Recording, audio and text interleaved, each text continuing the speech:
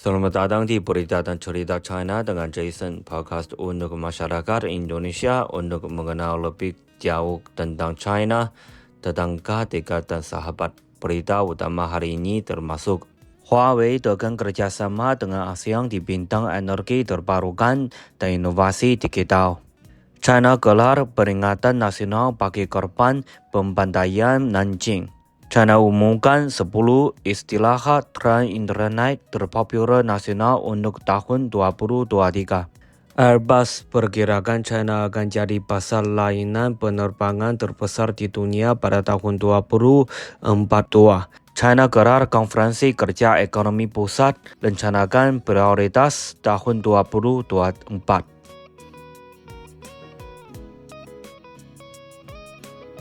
Huawei tekan kerjasama dengan ASEAN di bidang energi terbarukan dan inovasi digital. Raksasa teknologi asal China, Huawei bekerja sama dengan dua organisasi di bawah Perhimpunan Bangsa-Bangsa ASEAN Tenggara dalam bidang energi terbarukan dan inovasi digital. Penandatanganan nota kesepahaman MOU dilakukan Huawei dengan ASEAN Center for Energy (RCA) dan ASEAN Foundation di kantor pusat ASEAN yang berada di Jakarta pada Selasa.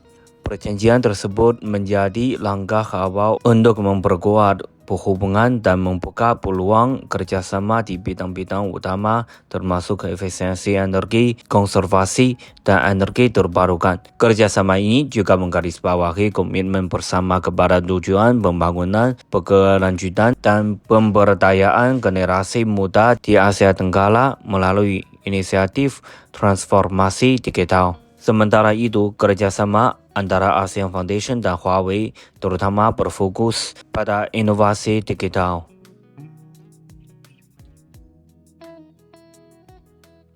China gelar peringatan nasional bagi korban pembantaian Nanjing. Masyarakat kota Nanjing mengheningkan cipta dan serinibuan terdengar di seluruh penjuru kota itu saat China menggelar upacara peringatan pada Rabu untuk mengenang 300.000 korban pembantaian Nanjing. Meski diterpa upacara dingin, ribuan orang yang mengenakan pakaian berwarna gelap dengan bunga putih yang disematkan tidak menghadiri upacara peringatan nasional ke-10 untuk mengenang para korban di Nanjing, Provinsi Jiangsu, China Timur. Bendera nasional China dikibarkan setengah tiang di depan peserta upacara yang terdiri dari penintas pembantaian, pelajar setempat, dan para sahabat dari negara lain.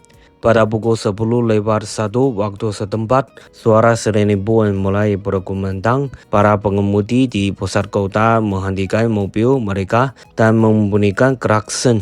Sementara para pejalan kaki mengheningkan cipta sejenak untuk mengenang para korban. Lebih dari 80 anak membacakan deklarasi perdamaian dan perwakilan warga membunyikan lonceng perdamaian. Kawanan pun memperbati budi yang melambangkan harapan akan perdamaian dilepaskan di alun-alun Balai Peringatan Korban Pembantaian Nanjing oleh penjajah Jepang.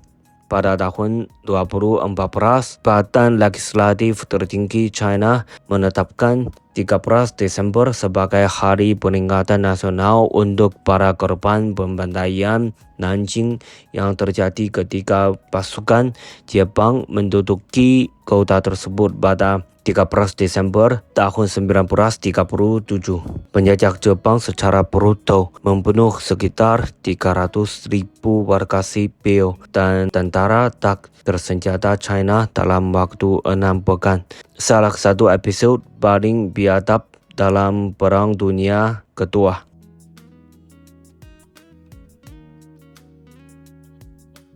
China umumkan 10 istilah tren internet terpopuler nasional untuk tahun 2023. Daftar 10 istilah tren internet terpopuler di China untuk tahun 2023 diumumkan pada Selasa oleh Pusat Pemantauan dan Penelitian Sumber Daya Bahasa Nasional China. Ke-10 istilah tren tersebut antara lain Ad Future, bagian dari slogan bahasa Inggris untuk Asian Games Hangzhou, perjalanan bergaya pasukan khusus, sebuah cara kekinian di kalangan anak muda China untuk memanfaatkan waktu liburan yang singkat, hidup cerdas, dan dikasih berdesa. Sebagai bagian dari acara tahunan tinjauan bahasa Mandarin tahun 2023, daftar 10 istilah keren internet terpopuler di China ini dipilih berdasarkan bagian internet dari Korpus Pemantauan Sumber Daya Bahasa Nasional yang memiliki skala korpus lebih dari 8 miliar karakter.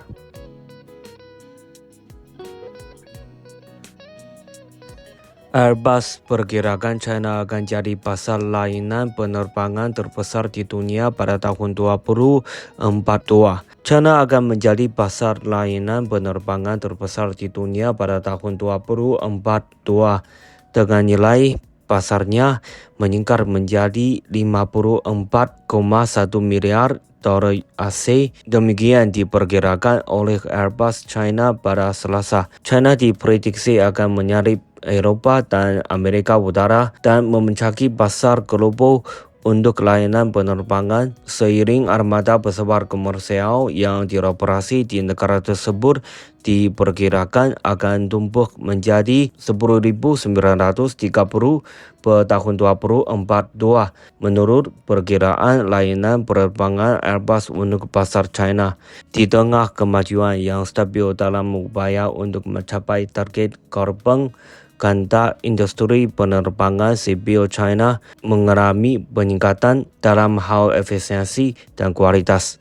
Hal ini menciptakan lebih banyak peluang bagi pasar layanan di 3 bidang utama, yakni pemeliharaan, pelatihan, dan pengoperasian, serta peningkatan pengalaman penumpang. Kata Hu Yongdong, Wakil Presiden Strategi Layanan Pelanggan, Pengembangan Bisnis, dan Pengoperasian di Airbus China.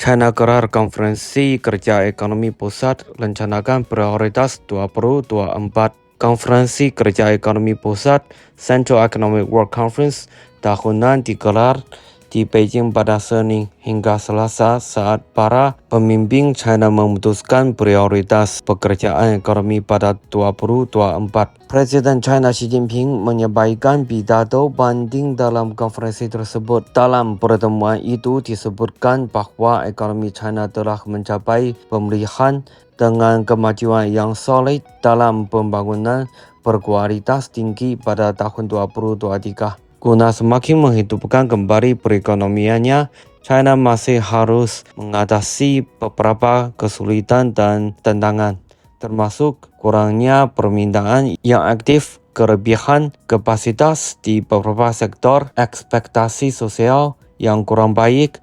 risiko-risiko tertentu, dan masalah-masalah tersembunyi, kesulitan dalam sirkulasi domestik, serta meningkatnya kompleksitas tingkat keparahan dan ketidakpastian lingkungan eksternal paparan pertemuan tersebut. Selain itu, penting untuk lebih memperhatikan potensi bahaya dan secara efektif merespons dan menyelesaikan masalah-masalah ini.